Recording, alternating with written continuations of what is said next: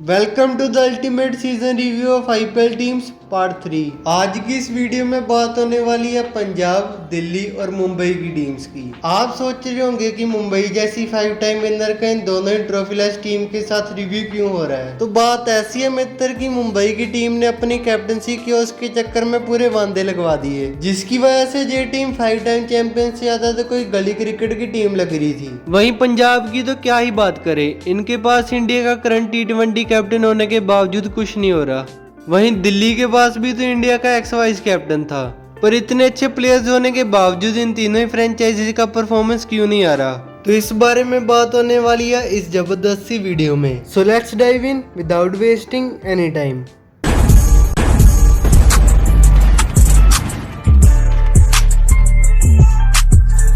शुरुआत हम पंजाब से करें तो इनकी टीम के लिए तो सब कुछ सही जा रहा था। शुरुआती के 7 मैच जिसमें जे अनबीटन रहे और केकेआर को बड़ा दिल कर 1 पॉइंट भी दे दिया। लेकिन असली कहानी तो इसके बाद शुरू होती है, क्योंकि जे आने वाले अपने 6 के 6 मैचेस हार जाते हैं, जिसकी वजह से जे प्लेऑफ में क्वालिफाई तक नहीं कर पाते। इन्होंने कुछ ज्यादा ही बड़ा दिल दिखा दिया। जिस टीम से 2 पॉइंट लिए थे उसको 2 पॉइंट वापस भी देकर आए। इस चौक के पीछे तो आकाश चोपड़ा जी की मायावी शक्तियों का ही हाथ हो सकता है। लगता है इस चौक से बचने के लिए जोगबा को कोच बनाना ही पड़ेगा, और ये परफेक्ट भी रहेगा, क्योंकि वैसे भी पंजाब की टीम सेकंड इनिंग्स में ही चौक करती है और जोगबा तो 9 बजते ही कह देंगे गो टू बेड। तो चौक कौन करेगा? कद्दू। इनकी बॉलिंग ऑन पेपर तो स्ट्रॉन्ग लग रही थी, लेकिन बाद में पता नहीं क्या हुआ। इनका हाईएस्ट विकेट टेकर अर्शदीप था, जिसके बस 14 विकेट्स थे, और इनकी इकोनॉमी भी ज्यादा रहती थी, जिसकी वजह से ये फ्रीक्वेंटली 200 प्लस रन तो खाती रहते थे।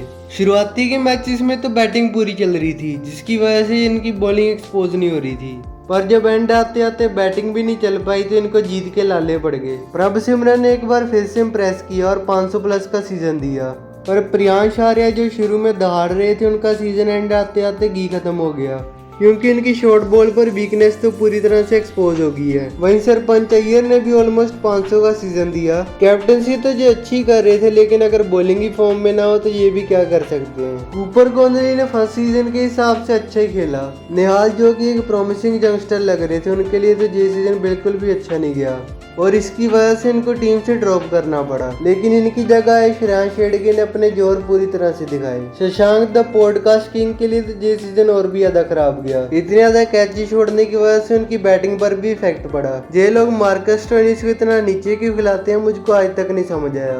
आपने उनको 12 करोड़ सिर्फ 200 रन मारने के लिए थोड़ा दिए हैं, और ऐसी प्लेइंग 11 बनाने के चक्कर में आपके पास 5 ही मेन बॉलर रह जाते हैं। इसकी वजह से 4 इकलौते स्पिनर रह जाते हैं इनकी टीम में, और फिर अगर लेफ्टिस का मैचअप आ जाए तो आप उनको बॉलिंग नहीं देते। शशांक और स्टोइनिस से आप 6th बॉलर वाली उम्मीद कुछ ज्यादा ही लगा रहे हो। इनको टीम में 2 फंडामेंटल चेंज करने चाहिए। सबसे पहले तो एक चाइना मैन ऑफ स्पिनर लेकर आओ जो लेफ्टिस को टैकल कर पाए, और दूसरा जैसे भी हो सके उमरजाई को प्लेइंग 11 में रखो ही। मेरे हिसाब से पंजाब की टीम कुछ ऐसी दिख सकती है आने वाले सीजन में। अब बात करते हैं वन फैमिली का डोंग करने वाली एमआई की। इन्होंने अपने पैर पर कुल्हाड़ी नहीं, कुल्हाड़ी पर पैर दे मारा था जब रोहित को कैप्टनसी से रिमूव किया था। और अगर तुम्हारा 3 साल में पेट दर्द हो रहा था कि ट्रॉफी क्यों नहीं आ रही, तो हार्दिक को कहकर बनाना था कैप्टन रोहित से, ताकि वो भी कह सकता कि मैं खुश हूँ कि हार्दिक कैप्टन बनाए मुंबई का। नहीं तो हार्दिक को कह देती कि एक सीजन वेट कर ले कैप्टनसी का, क्या मरा जा रहा है कैप्टनसी के लिए। रोहित तो वैसे भी 2024 के बाद T20 से रिटायरमेंट लेने वाला था, तो उसने कौन सा तुम्हारी कैप्टनसी का चार्ट डालना था जो 5 ट्रॉफी के साथ वो पहले नहीं डाल पाया। अब बात करते हैं कि ये strongest team on paper ground पर क्यों नहीं काम कर पाई। मुंबई इंडियंस की सबसे बड़ी स्ट्रेंथ इनकी इंडियंस है, लेकिन इनमें से कोई भी नहीं चल पाया, चाहे वो रोहित हो, स्काई हो, हार्दिक हो, तिलक हो, बुमराह हो या फिर दीपक चाहर हो। और अगर आपका मेन कोर नहीं चलेगा तो टीम तो कैसे ही चल पाएगी। इस सीजन इनके 3 मेन फास्ट बॉलर नहीं चले, ये भी बहुत ज्यादा सरप्राइजिंग चीज थी। और जिनकी रिप्लेसमेंट में आए थे अश्विनी कुमार, कृष बगल, शार्दुल ठाकुर, ये भी नहीं चल पाए। और इंडियन स्पिन बॉलिंग तो इनका कंसर्न रहा है काफी टाइम से ही। मयंक मार्कंडे और रघु शर्मा कुछ ज्यादा इंप्रेस नहीं कर पाए अपनी लेग स्पिन से। ऑल्दो फॉरेन ऑप्शन में अल्लाह जनफर ने एक्सेप्शनल परफॉर्मेंस दिया है। इनके साथ इंजरीज और अवेलेबिलिटी का भी बहुत बड़ा कंसर्न रहा है। रोहित, हार्दिक, क्विंटन डी कॉक और मिचेल सैंटनर जैसे इंपॉर्टेंट प्लेयर क्रूशियल टाइम पर इंजर्ड होते गए। वहीं विल जैक्स जिनका स्टेलर वर्ल्ड कप रहा था, वो आईपीएल के स्टार्टिंग में में मिसिंग थे, लेकिन इस सब के बावजूद इनके कुछ पॉजिटिव्स भी निकल कर आए हैं। रेहान रिकल्टन और नमनदीप ने बैटिंग में पूरी जान दिखाई। वहीं अगर हार्दिक टीम को लीव भी करते हैं तो इनके पास कॉर्बिन बोश और राज बावा जैसे प्लेयर्स हैं।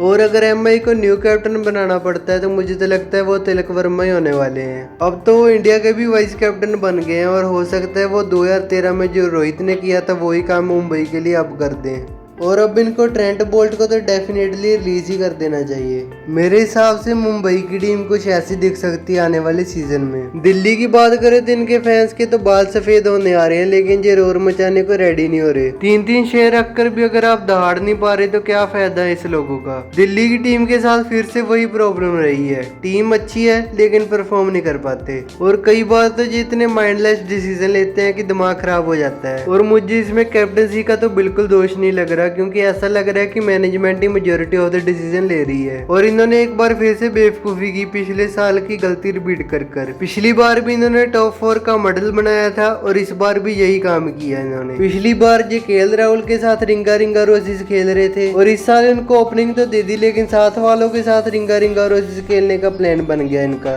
नीतीश राणा, समीर रिजवी, अभिषेक पोरेल, साहिल पराग, पतम निशंका, करुण नायर और कितने नाम के नाम। जब तक आप अपने टॉप 4 को स्टेबिलिटी नहीं दे पाओगे तब तक आईपीएल जीतना तो भूल ही जाओ। अक्षर पटेल भी बैटिंग के साथ कुछ खास नहीं कर पाए और इन्होंने जो 2 साउथ अफ्रीका रखे हैं वो कब चौक कर जाए ये भी नहीं कह सकते। और जिनके काम का फिनिशर था आशुतोष, उसको भी नहीं इतने मौके दे इस बार तो। वहीं विपराज और कुलदीप का सीजन भी बिल्कुल इंप्रेसिव नहीं रहा। मुकेश, नटराजन और हाकिम नबी ऐसे फास्ट बॉलर्स भी कुछ खास नहीं कर पाए। वहीं स्टार्क ने भी आधा सीजन मिस कर दिया और जब तक उन्होंने दर्शन दिए तब तक तो इनकी लिटियां पहले लुट चुकी थी। सबसे ज्यादा इंप्रेस तो लुंगी एंड गिडी ने अपनी स्लोअर बॉल से किया है, जो कि इनके लिए बाय ऑफ द सीजन बनते हैं। और एंड में आते आते माधव तिवारी ने भी अपना ऑलराउंडिंग टैलेंट दिखाया। जो दिल्ली के लिए तो अच्छी न्यूज आई, लेकिन साथ के साथ इंडियन टीम के लिए भी बहुत बड़ी खुशखबरी है, क्योंकि फास्ट बॉलिंग ऑलराउंडर्स की डिमांड तो ज्यादा है लेकिन सप्लाई बहुत ही कम है। वहीं समीर रिजवी ने भी अपनी बैटिंग से हाहाकार मचाया था शुरुआत में, लेकिन बाद में वो भी कुछ खास नहीं कर पाए। और दिल्ली की मैनेजमेंट के बारे में तो आप जानते हो कि कितनी जल्दी ये प्लेयर पर ट्रस्ट लूज कर देते हैं। मेरे हिसाब से इनको मुकेश या फिर नटराजन में से किसी एक को तो रिलीज करना ही चाहिए और ऑक्शन में इनको एक धुआंधार ओपनर खरीदने की भी कोशिश करनी चाहिए, भले वो इंडियन हो या फिर फॉरनर।